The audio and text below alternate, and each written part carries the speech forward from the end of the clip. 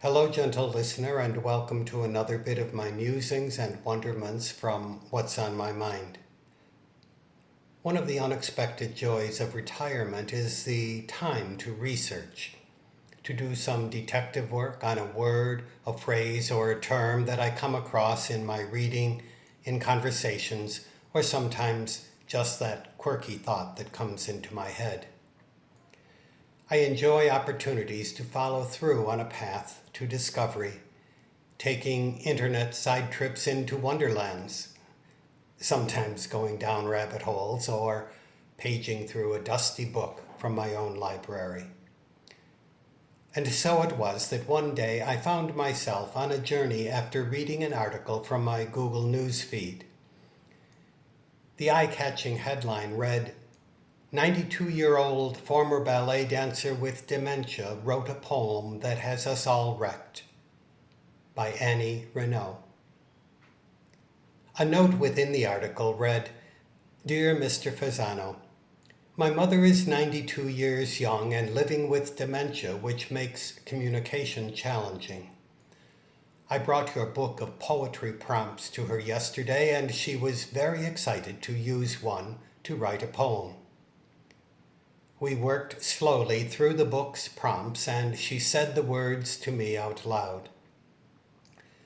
She was a ballet dancer in her youth, which explains some of her word choices. I don't quite know how to thank you for helping people find their voices. And here is her poem. Let the days be warm, let the fall be long.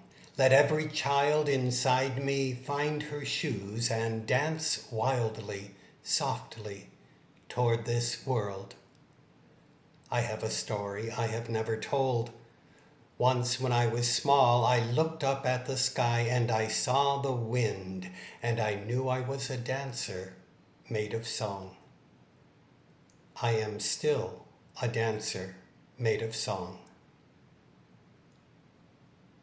The apparition realized in the sky referenced in the poem was, for me, not unlike some biblical apparitions in the sky. Bethlehem star, Elijah's flaming chariot, Jesus' transfiguration, a woman dressed in the sun and the moon under her feet, to name a few. I wonder why we seem to look upward while looking inward. In a much more humble way, the poem and the imagery of seeing her true self in the sky reminded me of why I named my last book, Constellations at Twilight. The revelation in the sky to the 92-year-old about herself was so touching. I looked up at the sky and I saw the wind, and I knew I was a dancer made of song. I am still a dancer made of song. And now my inner Indiana Jones had been triggered. My adventure was to begin. I searched for the book that inspired the aged poetess. The Magic of Words, the author, Joseph Fasano. And then a detour from the road I was on into the byways of reviews of his writings. One reviewer, whose name I cannot remember or find again, attributed to Mr. Fasano the ability in his writings to discover beauty in the heartbreak. And it was that phrase that so accurately described how this aged poet, in the grips of her dementia, could see herself as a dancer made of song. A juxtaposition of the melancholy yet marvelous vision rang so true to where I am at this moment in my life. And as I think of it, every important decision in my life has had some beauty and some hardship. Coincidentally, I have found other authors, too many to mention, who have used that phrase or some variation of it. But this told me that somewhere, somehow, that experience of finding beauty and heartbreak rings true for many as a life lesson. I came across a quote from James Baldwin that helped to reinforce the universality of this experience. You think your pain and your heartbreak are unprecedented in the history of the world, but then you read. It was books that taught me that the things that tormented me most were the very things that connected me with all the people who were alive and all who had ever been alive. I will not go into my life history here, but yes, you can read my books. The links are in the description notes. But I do see my life has prepared me well with much practice to see both beauty and heartbreak in my moments of a call to priesthood, of changing churches, of marriage, of building a new life in Chicago, a new life again in France, and yet again in Panama. And most recently, an uncommon decision for Linda and I to end a marriage of 45 years.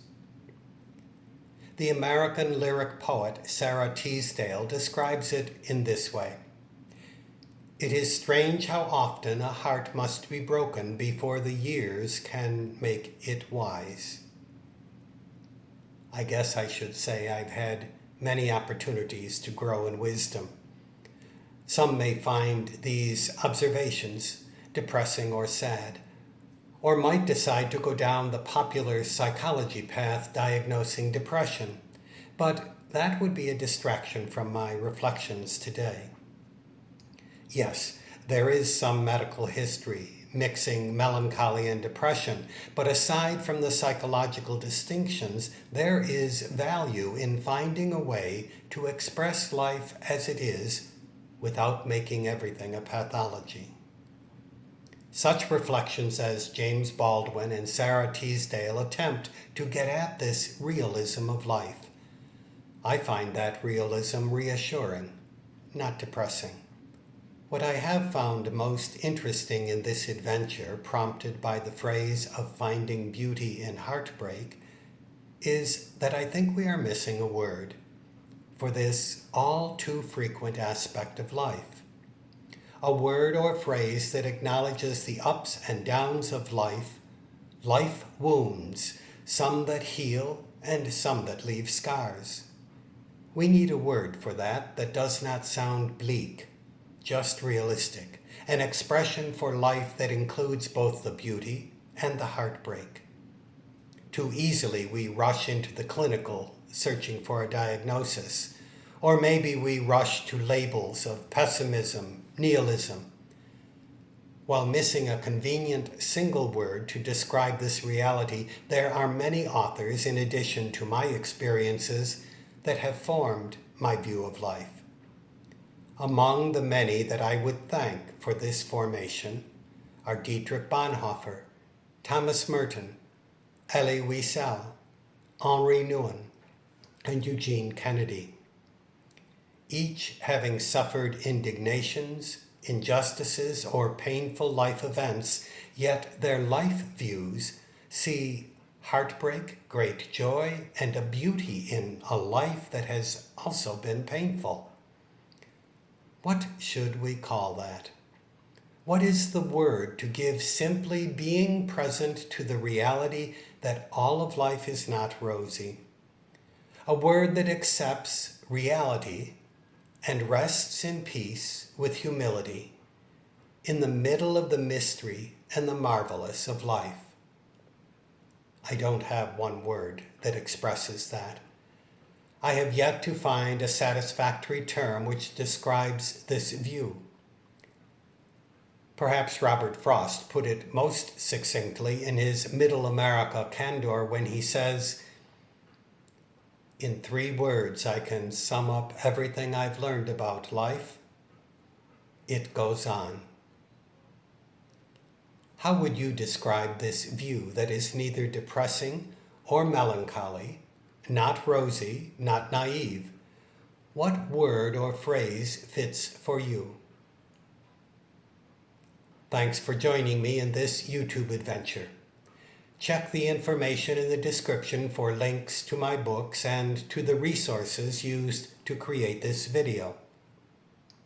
Click subscribe below to be notified of future videos.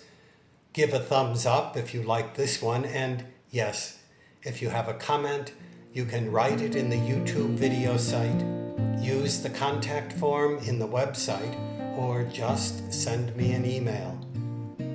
But for now, goodbye, gentle listener.